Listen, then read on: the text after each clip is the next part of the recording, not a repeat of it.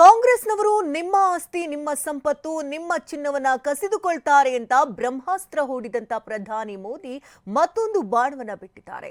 ಮುಸ್ಲಿಮರನ್ನ OBC ಪಟ್ಟಿಗೆ ಸೇರಿಸುವ ಮೂಲಕ ಒಬಿಸಿ ಸಮುದಾಯದ ದೊಡ್ಡ ಪಾಲನ್ನ ಕಾಂಗ್ರೆಸ್ ಕಸಿದುಕೊಳ್ಳಲು ಯತ್ನಿಸಿದೆ ಅಂತ ಬಾಂಬ್ ಸಿಡಿಸಿದ್ದು ವಾಕ್ಸಮರಕ್ಕೆ ವೇದಿಕೆ ಕೊಟ್ಟಿದೆ.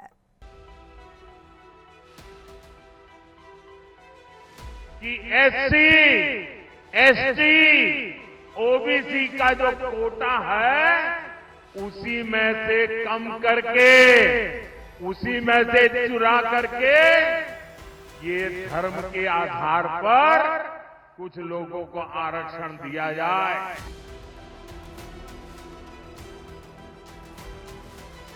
ಲೋಕ ಸಮರದ ಮಧ್ಯೆ ಹೊತ್ತಿದ ಮುಸ್ಲಿಂ ಮೀಸಲಾತಿ ಕಿಚ್ಚು.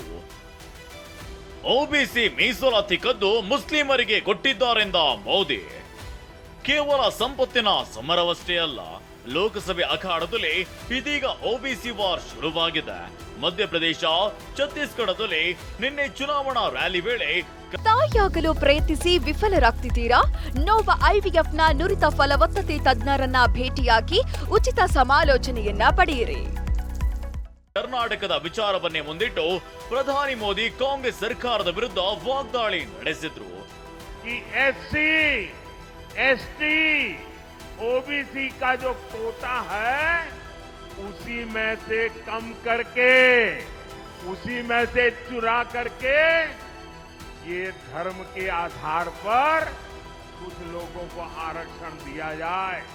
कई साल पहले कांग्रेस ने कर्नाटका में धर्म के आधार पर आरक्षण लागू भी कर दिया था। जब वहां बीजेपी सरकार आई तो हमने संविधान के विरुद्ध, बाबा साहब आम्बेडकर की भावना के विरुद्ध कांग्रेस ने जो निर्णय किया था उसको उखाड़ करके फेंक दिया और दलितों को, आदिवासियों को, पिछड़ों को उनका अधिकार वापस दिया। ಇದಿಷ್ಟೇ ಅಲ್ಲ, ಕರ್ನಾಟಕ ಕಾಂಗ್ರೆಸ್ ಸರ್ಕಾರ ಪಾಪ ಮಾಡಿದೆ. ಮುಸ್ಲಿಂ ಸಮುದಾಯದಲ್ಲಿ ಎಷ್ಟು ಜನರಿದ್ದಾರೋ ಅಷ್ಟು ಜನರನ್ನ ಒಬಿಸಿಗೆ ಸೇರಿಸಿದ್ದಾರೆ ಅಂತಾನು ಮೋದಿ ಗುಡುಗಿದ್ರು. लेकिन कर्नाटक की कांग्रेस सरकार उसने और एक पाप किया।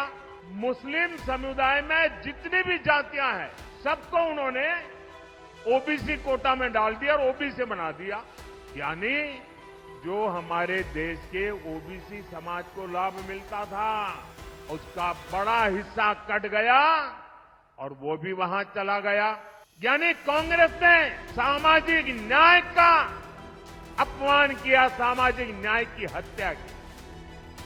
ಬಿಜೆಪಿಯಿಂದ ಒಬಿಸಿ ಸಮುದಾಯಕ್ಕೆ ಅನ್ಯಾಯವೆಂದ ರಾಹುಲ್. ಕಾಂಗ್ರೆಸ್ ವಿರುದ್ಧ ಒಬಿಸಿ ಮೀಸಲಾತಿ ಬಾಣ ಎಸೆದಿರೋ ಪ್ರಧಾನಿ ನರೇಂದ್ರ ಮೋದಿಗೆ ರಾಹುಲ್ ಗಾಂಧಿ ತಿರುಗೇಟು ಕೊಟ್ಟಿದ್ದಾರೆ. ಬಿಜೆಪಿ ಇಡೀ ಒಬಿಸಿ ಸಮುದಾಯಕ್ಕೆ ಅನ್ಯಾಯ ಮಾಡಿದೆ.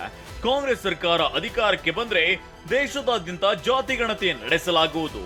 ಯಾವುದೇ ಶಕ್ತಿಯಿಂದ ಇದನ್ನ ತಡೆಯಲು ಸಾಧ್ಯವಿಲ್ಲ ಎಂದಿದ್ದಾರೆ. 200 सबसे बड़ी कंपनियां हिंदुस्तान में, उनके मालिकों की लिस्ट निकालें। 16 लाख करोड़ रुपए, 16 लाख करोड़ रुपए उन 200 में से 25 लोगों को नरेंद्र मोदी ने दिया।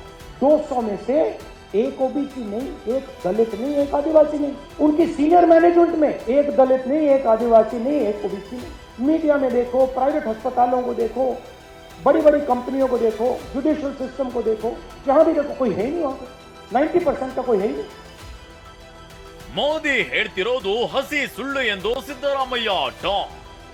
ಪ್ರಧಾನಿ ಮೋದಿ ಹೇಳಿಕೆಗೆ ಸಿಎಂ ಸಿದ್ದರಾಮಯ್ಯ ಟ್ವೀಟ್ನಲ್ಲಿ ಕೌಂಟರ್ ಕೊಟ್ಟಿದ್ದಾರೆ. ಕರ್ನಾಟಕದಲ್ಲಿ ಕಾಂಗ್ರೆಸ್ ದಲಿತರ ಹಾಗೂ ಹಿಂದುಳಿದವರ ಮೀಸಲಾತಿ ಕಿತ್ತು ಮುಸ್ಲಿಮರಿಗೆ ನೀಡಲಾಗ್ತಿದೆಯಂತ ಪ್ರಧಾನಿ ನರೇಂದ್ರ ಮೋದಿ ಅವರು ಹೇಳುತ್ತಿರುವುದು ಹಸಿ ಸುಳ್ಳು. ಇದು ಅವರ ಅಜ್ಞಾನವನ್ನಷ್ಟೇ ಅಲ್ಲ, ಸೋಲಿನ ಭೀತಿಯಲ್ಲಿರುವ ಅವರ ಹತಾಶೆಯನ್ನ ಸೂಚಿಸುತ್ತದೆ. ಹಿಂದುಳಿದ ಜಾತಿ ಮತ್ತು ಎಸ್ಸಿ ಎಸ್ಟಿ ಮೀಸಲಾತಿ ಕಿತ್ತು ಮುಸ್ಲಿಮರಿಗೆ ನೀಡುವುದಾಗಿ ಕಾಂಗ್ರೆಸ್ ಎಲ್ಲಿ ಹೇಳಿದೆ? ಯಾವ ರಾಜ್ಯದ ಕಾಂಗ್ರೆಸ್ ಸರ್ಕಾರ ಮಾಡಿದೆ? ಅದಕ್ಕೆ ಸಂಬಂಧಿಸಿದ ಸರ್ಕಾರಿ ಆದೇಶದ ಪತ್ರ ಇದೆಯೇ? ಈ ಎಲ್ಲ ವಿವರಗಳನ್ನ ಪ್ರಧಾನಿಯವರು ದೇಶದ ಮುಂದೆ ಇಡಬೇಕು ಅಂತ ಆಗ್ರಹಿಸಿದ್ದಾರೆ. ಮುಸ್ಲಿಮರನ್ನ ಹಿಂದುಳಿದ ವರ್ಗಗಳ ಪಟ್ಟಿಗೆ ಸೇರಿಸುವಂತೆ ರಾಷ್ಟ್ರೀಯ ಹಿಂದುಳಿದ ಆಯೋಗಕ್ಕೆ ಕರ್ನಾಟಕ ಸರ್ಕಾರ ಸದ್ದಿಲ್ಲದೆ ಶಿಫಾರಸು ಮಾಡಿದೆ. ಈ ಮೂಲಕ ಸಿಎಂ ಸಿದ್ದರಾಮಯ್ಯನವರು ಹಿಂದುಳಿದ ವರ್ಗಕ್ಕೆ ಐತಿಹಾಸಿಕ ಅನ್ಯಾಯ ಎಸಗುತ್ತಿದ್ದಾರೆ ಅಂತ ಮಾಜಿ ಸಚಿವ ವಿ ಸುನೀಲ್ ಕುಮಾರ್ ಆಕ್ರೋಶವನ್ನ ವ್ಯಕ್ತಪಡಿಸಿದ್ದಾರೆ. ಇನ್ನೊಂದೆಡೆ ರಾಜ್ಯ ಕಾಂಗ್ರೆಸ್ ಸರ್ಕಾರದ ವಿರುದ್ಧ ರಾಷ್ಟ್ರೀಯ ಹಿಂದುಳಿದ ವರ್ಗಗಳ ಆಯೋಗ ಕಿಡಿಕಾರಿದೆ. ಮುಸ್ಲಿಮರಿಗೆ 2002ರಲ್ಲಿ 4% ಮೀಸಲಾತಿ ನೀಡಲಾಗಿದೆ. ಹೀಗಿದ್ರೂ ಕರ್ನಾಟಕದ 930 ಮೆಡಿಕಲ್ ಸೀಟುಗಳಲ್ಲಿ ಒಬಿಸಿ ಕೋಟಾದಡಿ 16% ಮೀಸಲಾತಿಯನ್ನ ನೀಡಲಾಗಿದೆ. ಮುಸ್ಲಿಮರನ್ನ ಒಬಿಸಿ ಕೋಟಾಗೆ ಸೇರಿಸಲಾಗಿದೆ. ಇದರಿಂದ ಹಿಂದುಳಿದ ವರ್ಗಕ್ಕೆ ಅನ್ಯಾಯವಾಗಿದೆ ಅಂತ ಆಯೋಗ ಕಟುವಾಗಿ ಟೀಕಿಸಿದೆ. ಒಟ್ಟಾರೆ ಕಳೆದ ವಿಧಾನಸಭಾ ಚುನಾವಣೆ ವೇಳೆ ಕರ್ನಾಟಕದಲ್ಲಿ ಭುಗಿಲೆದ್ದಿದ್ದ ಮುಸ್ಲಿಂ ಮೀಸಲಾತಿ ಕಿಚ್ಚು ಮತ್ತೆ ಜ್ವಾಲೆಯಾಗಿ ಧಗಧಗಿಸುತ್ತಿದೆ. Bureau report ಟಿವಿ9.